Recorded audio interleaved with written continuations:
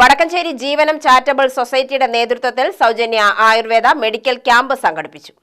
Doctor രാമദാസൻസ് Chittilanchery Vaidyasala വടക്കഞ്ചേരിയുടെ സഹകരണത്തോടെയാണ് medical camp സംഘടിപ്പിച്ചത്. Vadakkanchery mother Teresa സ്കൂളിൽ സംഘടിപ്പിച്ച ക്യാമ്പ് ആയുർവേദ ആശുപത്രി chief medical officer K Santhosh MD ഉദ്ഘാടനം ചെയ്തു.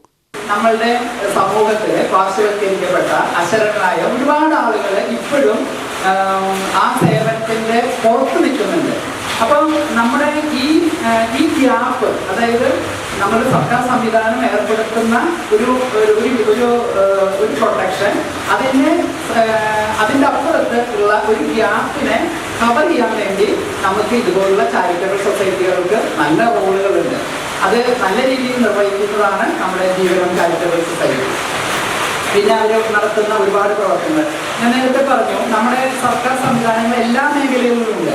പക്ഷേ എന്തുകൊണ്ടോ നമുക്ക് കാലങ്ങളായിട്ട് നമ്മളുടെ പ്രവർത്തനങ്ങളുടെ എവിടേക്കോ വരുന്ന പാളിച്ചകൾ കൊണ്ട് അതിലേക്ക് മുഴുവൻ എത്താൻ സാധിക്കുന്നില്ല. അവിടെയാണ് ആ പ്രശ്നം വരുന്നത്.